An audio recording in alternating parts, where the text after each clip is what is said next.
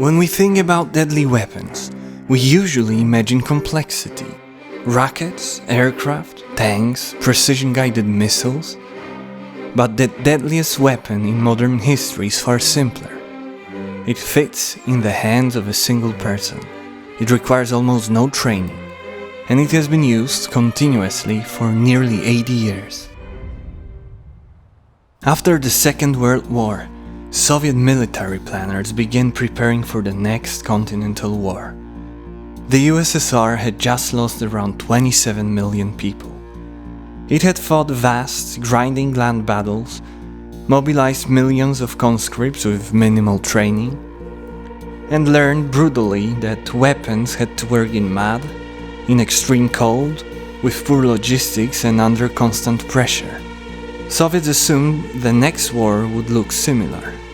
Another continental conflict in Europe, mass mobilization again, huge conscript armies, and little time for training. What they needed was not a refined weapon, but a new kind of infantry rifle. One that could be produced in enormous numbers, kept running with minimal maintenance, and used effectively by ordinary soldiers.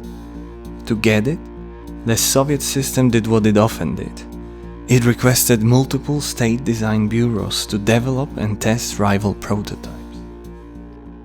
In 1947, one of those designs was selected. It came from Mikhail Kalashnikov, a tank mechanic turned weapons designer. Kalashnikov was not a trained engineer in the traditional sense. He had been wounded earlier in the war and spent time recovering among infantry soldiers. There he listened to their complaints about jammed rifles, about weapons failing in dirt and cold, about guns that worked on paper but not in battle. His design was shaped less by theory and more by what soldiers said they needed. At the same time, Soviet designers closely studied captured German weapons, especially the Sturmgewehr 44. The STG-44 pioneered a new idea, an intermediate cartridge that allowed controllable automatic fire at realistic battlefield distances. The Kalashnikov was not a mechanical copy of this rifle, but it adopted the same core concept, combining it with a different, more robust operating system. The rifle Kalashnikov produced was not elegant. It was not especially precise, but it was extraordinarily durable. It tolerated dirt, sand, ice, and neglect. It could be taught quickly, and it could be manufactured cheaply, at scale. The rifle entered service, and then it spread, first across the Soviet Union, then across Soviet-occupied Eastern Europe, then to China, Asia, Africa, and the Middle East. Some production was licensed, much of it was not. Factories made it. Workshops copied it. Black markets moved it. Since then, an estimated 70 to 100 million Kalashnikov-type rifles have been produced worldwide, with some estimates reaching as high as 120 million when unlicensed copies are included. Its history can be traced through some of the deadliest conflicts of the last century. In Vietnam, in Afghanistan repeatedly, across Central and Southern Africa, in the Middle East, in the Balkans, in civil wars, proxy wars, insurgencies, and criminal conflicts. Wherever states were weak, wherever wars dragged on, wherever supply chains collapsed, the Kalashnikov remained.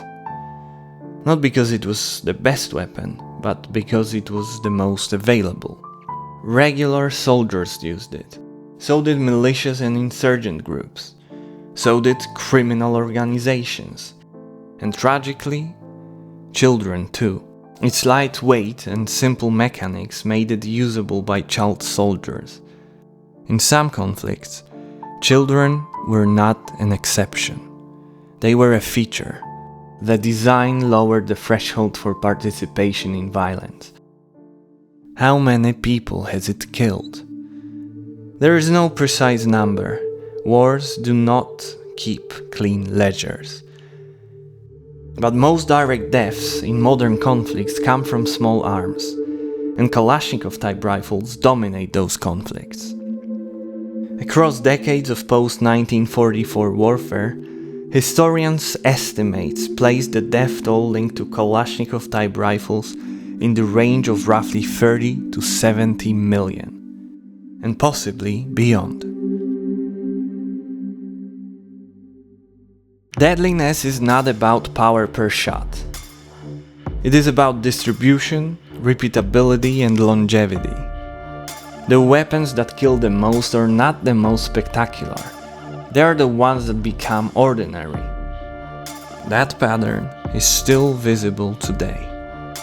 Despite newer designs, the most common rifle carried by Russian soldiers in Ukraine remains the AK-74M, a direct descendant of the original Kalashnikov design. Alongside it, a new class of weapons is reshaping the battlefield. Cheap drones, commercial components, explosives attached to flying machines that cost a few $100s. They are accessible, easy to modify, easy to replace, just like the Kalashnikov once was. Drones are not yet the deadliest weapons in history, but they follow the same logic. Low cost, low barriers to use, mass deployment, constant presence. What made the AK-47 so lethal was not sheer power, but how easily it spread. And as long as there are people in positions of power whose goals are destructive, there will always be weapons shaped to those goals. Technology will always be one of the key driving forces in the world. It is up to us to decide whether it works for us or against us.